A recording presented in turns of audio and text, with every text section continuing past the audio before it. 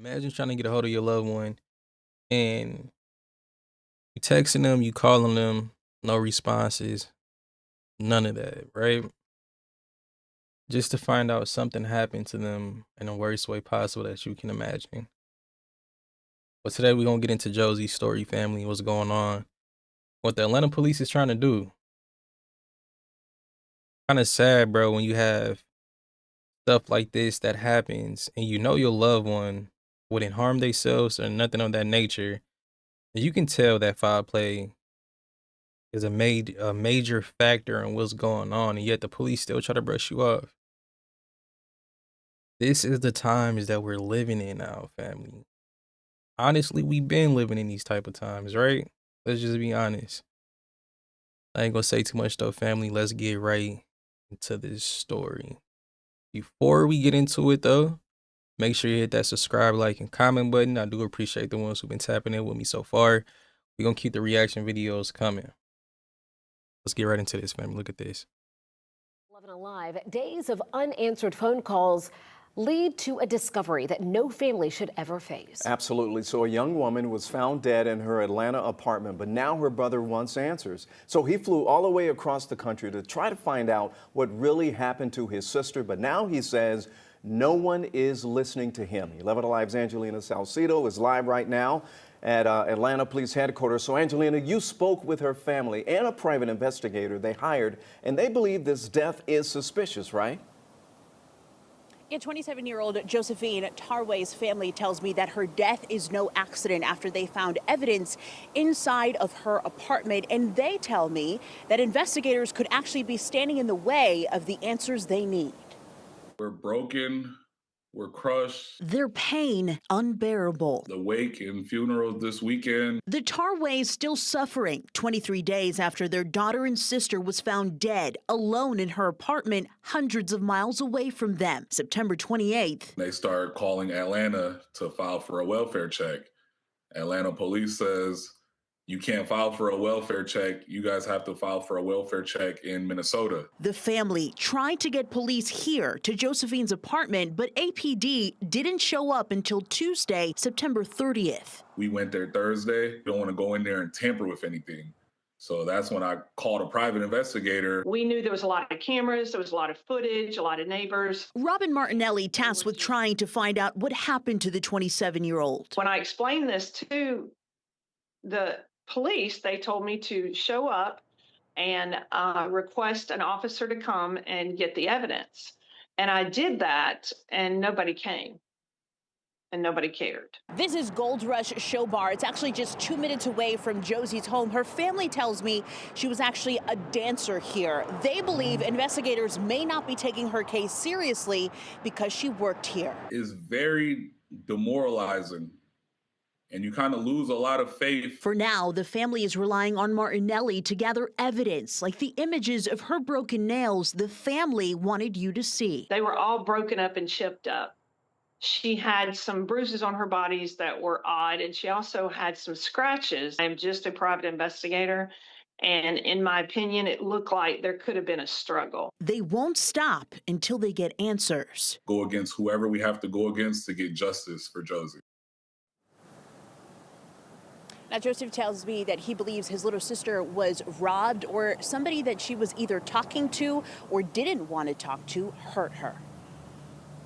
Angelina, as a former young police officer, now a journalist, I've seen a few crime scenes, and I know gathering evidence, it takes a lot of time. But in this case, it's been almost a month since Josephine died. Do we have an official cause of death yet?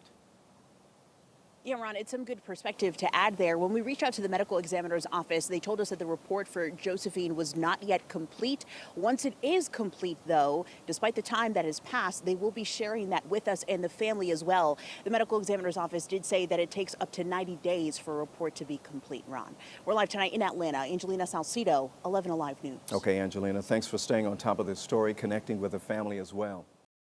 What's crazy to me is it's the fact that the police took a month to gather evidence or to even really investigate it. I think he said it took a month to gather evidence when it really shouldn't take that long when it's obvious on probably what happened. And it's giving one of them vibes where she was working at, this bar and doing what she did there. And in Atlanta, you got a lot of crazy people, bro. You got a lot of crazy people that'll stalk you, that will try to do things to you, all types of stuff. I done seen a lot of documentaries. I done seen a lot of true crime episodes when it comes to Atlanta, right? Especially when it comes to dancers and stuff like that. It be pervs that be showing up to these strip clubs, bro, and would try to make you or force you to go home with them.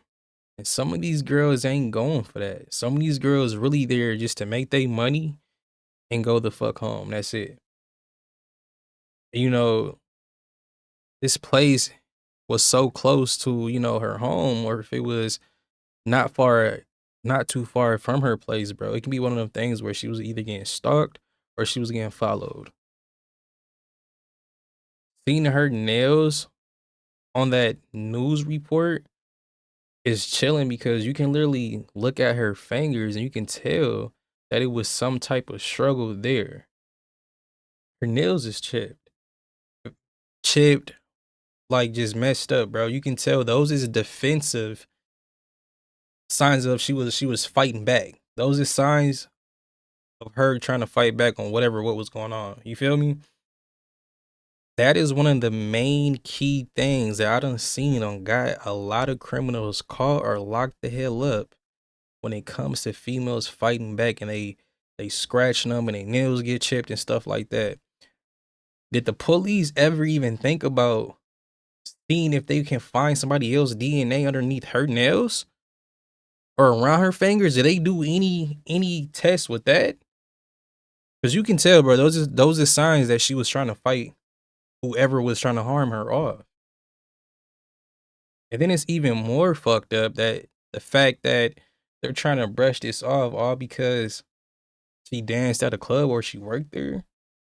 Atlanta is probably looking at it as it's just another scene of another girl, another dancer who don't. It is what it is. We get these all the time. Whatever. We're just gonna close it, bro. Like, no, do your job and investigate. At the end of the day, that still is a human being who has a whole family that loved her.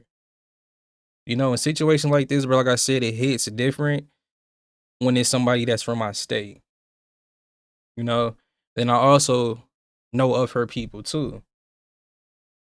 So it's a fucked up situation. Beautiful girl found passed away in her home that she was comfortable with. So to me looking on the outside and I think it's one of them things where it was somebody that she trusted or someone that she didn't think that would harm her because it happened inside of her apartment. And I know damn well that it's cameras and all types of stuff around around those apartments. It's hella footage and it's neighbors, bro. I feel like her big brother should not have to go hire a private investigator for stuff like this, bro. When the police can do their job, but they brushing it off. What's also crazy to me is I didn't know you had to make a welfare check. If somebody's in Atlanta, you got to make a welfare check in Minnesota first. Can somebody? I don't know how that works. Can somebody comment? Respond to that in the comments because I'm confused about that. I thought you can just make if you can be anywhere and make a welfare check, especially if it's a loved one. That right there sound weird as hell. Yeah, the Atlanta police, they playing dirty, bro. The Josie family, I wouldn't take it lightly and keep applying pressure on their ass because it is some foul play with that. Literally. And they trying to play in your face, bro. Don't go for it. But y'all know what we do on my channel. We spread light to situations like this, bro. You feel me? I did a story about my big brother Maurice. His case is still unsolved. We still haven't got answers from that. That's why I haven't hit y'all with an update video from that last video I did about him. Because we still haven't got no updates on that either, bro. I'm telling you, these police, they be playing dirty too. You wouldn't think so because their job is to protect and fucking serve the people. Not no more though. So with that being said, my condolences out to Josie's family. Prayers and condolences out to y'all. I'm praying for y'all. I'm sending y'all strength y'all way. It's a fucked up situation, bro. It's a crazy situation. It's unfortunate. So, but I ain't gonna say too much because I feel like I said too much already. Y'all let me know what y'all think about this video, family. Y'all think foul play happened? Y'all think the police is? Y'all let me know. Y'all know what we do in the comments. I'm gonna get up out of here, man. Before I do, like I said, make sure you turn them alerts on. We keeping the reactions going. We gonna keep this bus rolling. If I get any updates on this story, I would certainly come back with an update video. Y'all already know how we do it here. I'm out of here though, man. Peace and love, my boy DJ. I'm gone.